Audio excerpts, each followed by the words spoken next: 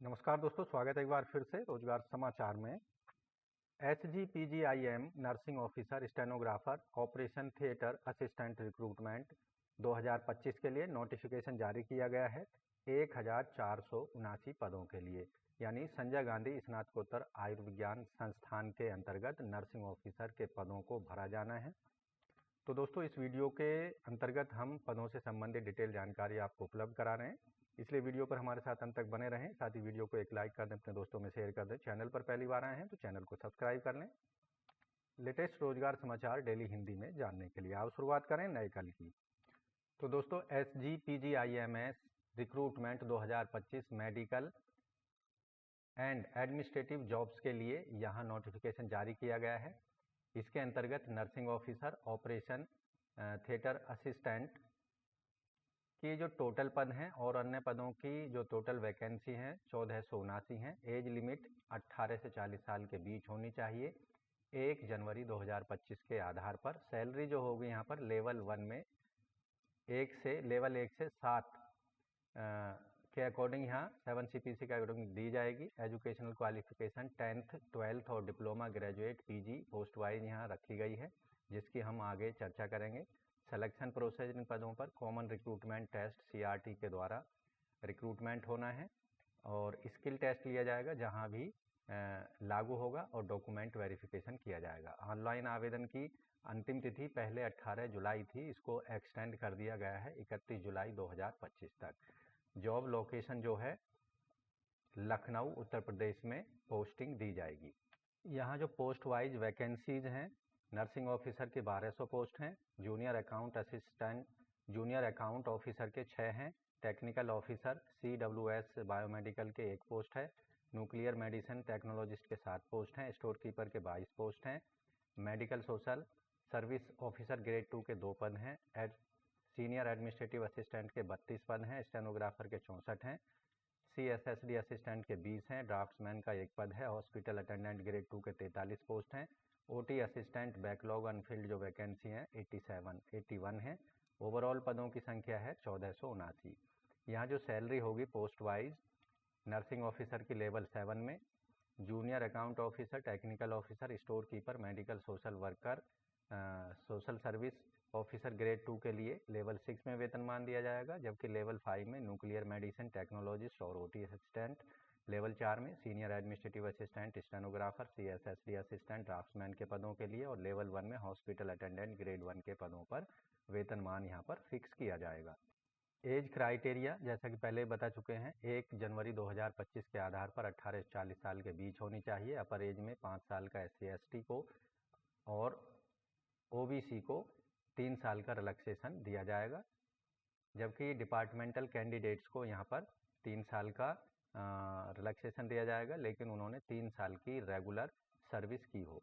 3 साल का relaxation ex serviceman को और 15 साल तक का दिव्यांगजन कैंडिडेट्स को दिया जाएगा। एजुकेशनल क्वालिफिकेशन, नर्सिंग ऑफिसर के पदों के लिए आवेदक के पास BSc honours post basic nursing या GNM और 2 साल का एक्सपीरियंस होना चाहिए 50 बेड के हॉस्पिटल के अंतर्गत, और आवेदक रजिस्टर्ड होना चाहिए स्टेट या इंडियन नर्सिंग काउंसिल में।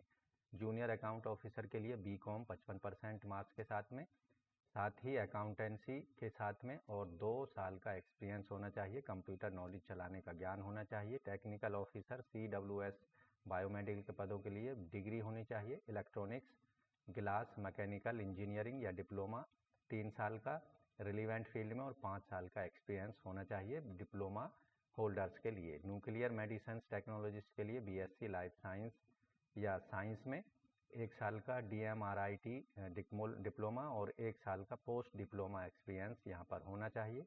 स्टोर कीपर के लिए डिग्री आवेदक के पास किसी भी सब्जेक्ट में और पोस्ट ग्रेजुएट डिग्री या डिप्लोमा मटेरियल मैनेजमेंट का साथ ही कंप्यूटर नॉलेज आवेदक को होनी चाहिए।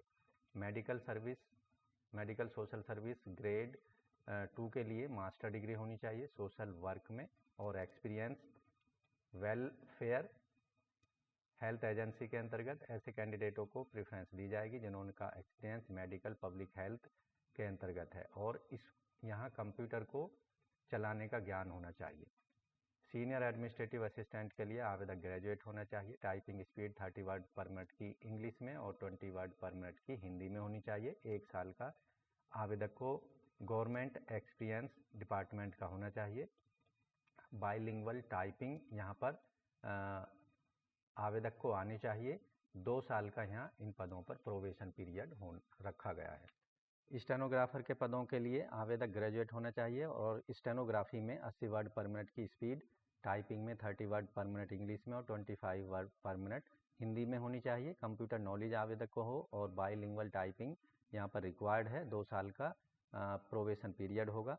CSSD असिस्टेंट के लिए आवेदक ने 12th क्लास साइंस में, इसके साथ ही डिप्लोमा CSSD का और 3 साल का एक्सपीरियंस CSD का अंतर्गत होना चाहिए। लार्ज स्केल हॉस्पिटल्स के अंतर्गत। ड्राफ्ट्समैन के पदों के लिए मैट्रिकुलेट आवेदक हो और 2 साल का डिप्लोमा सिविल ड्राफ्ट्समैनशिप का या IT का उसके इक्विवेलेंट और 1 साल का एक्सपीरियंस। हॉस्पिटल अटेंडेंट ग्रेड 2 के लिए आवेदक 10वीं पास हो और हॉस्पिटल या नर्सिंग होम एक्सपीरियंस आवेदक के पास होना चाहिए। OT असिस्टेंट के लिए BSc anaesthesia and operation theatre के अंतर्गत या OT टेक्नोलॉजी और एनेस्थीसिया टेक्नोलॉजी में आवेदक ने जो डिग्री या डिप्लोमा या BSc की हो। यहाँ जो सिलेक्शन प्रोसेस होगा तो कॉमन रिटन एग्जामिनेशन इसके लिए आयोजित किया जाएगा, जहाँ पर जो मिनिमम 50% जनरल OBC EWS वर्ग के कैंडिडेट्स को क्वालिफाइंग मार्क्स रखे गए रिटन एग्जामिनेशन में और SC ST को 45%। उन पदों के लिए स्किल टेस्ट और टेक्निकल एग्जामिनेशन टेस्ट देना पड़ेगा, जिनके लिए ये इस चीज़ की रिक्वायरमेंट है, जैसे stenographer, senior administrative assistant, stenography और टाइपिंग टेस्ट यहाँ देना पड़ेगा। डॉक्यूमेंट वेरिफिकेशन उन सभी कैंडिडेटों का किया जाएगा जहाँ पर स्किल टेस्ट लागू है और टेक्निकल एग्जामिनेशन लागू है, वो क्वालिफाई कर लेते हैं। उन सभी कैंडिडेट्स को डॉक्यूमेंट वेरिफिकेशन के लिए बुलाया जाएगा। फाइनल मेरिट जारी जो की जाएगी उसमें CRT के मार्क्स को ही फाइनल माना जाएगा। एप्लीकेशन फ़ीस केवल ऑनलाइन मोड में credit card, debit card, net banking, UPI के माध्यम से पेमेंट की जा सकती है। जनरल EWS OBC के लिए 1180 रुपये और SC ST के लिए 708 रुपये, जब फीस नॉन रिफंडेबल होगी और ऑनलाइन मोड में credit card, debit card, net banking के माध्यम से या फिर SBI पेमेंट गेटवे के माध्यम से, SBI चालान के माध्यम से पेमेंट की जा सकती है। एक से अधिक पदों के लिए आवेदन करने वाले कैंडिडेट्स को हर पोस्ट के लिए अलग अलग फीस पेमेंट करनी होगी। आवेदन कैसे अप्लाई करना है, हाउ टू अप्लाई, तो आपको ऑनलाइन मोड में SGPGIMS की वेबसाइट पर जाना होगा। तो यहाँ इस वेबसाइट पर आपको जाना है ऑनलाइन आवेदन करने के लिए। अंतिम तिथि है 31 जुलाई और क्लिक है टू न्यू ईयर पर क्लिक कर देना है। यहाँ कुछ इंस्ट्रक्शन है, उनको पढ़ लेना है अच्छे से। उसके बाद रजिस्ट्रेशन फॉर्म यहाँ दिया गया है, कैंडिडेट्स किस पद के लिए आवेदन कर रहा है उसको यहाँ सेलेक्ट कर लेना है। कैंडिडेट्स का नाम, middle name, last name, mother's name, father's name दे देना है, डेट ऑफ बर्थ दे देनी है। कैंडिडेट का मोबाइल नंबर, ईमेल ID यहाँ दे देना है और जनरेट OTP पर क्लिक करके मोबाइल और ईमेल ID को वेरीफाई करा देना है। आई एग्री पर क्लिक करके दिए गए कैप्चा को भर देना है, रीवेरीफाई करा लेना है। तो इस तरह से दोस्तों Sanjay Gandhi post graduate institute of medical science SGPGIMS के अंतर्गत nursing officer, stenographer, OT assistant के अलावा अन्य पदों पर आप केवल 31 जुलाई 2025 से तक अपने एप्लीकेशन फॉर्म को सबमिट करा सकते हैं। तो आशा करते हैं दोस्तों SGPGIMS के द्वारा जारी किए गए नर्सिंग ऑफिसर, OT असिस्टेंट और स्टेनोग्राफर के पदों पर आप केवल ऑनलाइन मोड में 31 जुलाई तक अपने एप्लीकेशन फ़ीस और एप्लीकेशन फॉर्म को सबमिट करा सकते हैं, केवल और केवल ऑनलाइन मोड में। तो आज की वीडियो में बस इतना ही। मिलते हैं एक नई जानकारी लिए नई वीडियो में, तब तक के लिए धन्यवाद। आपका दिन शुभ हो।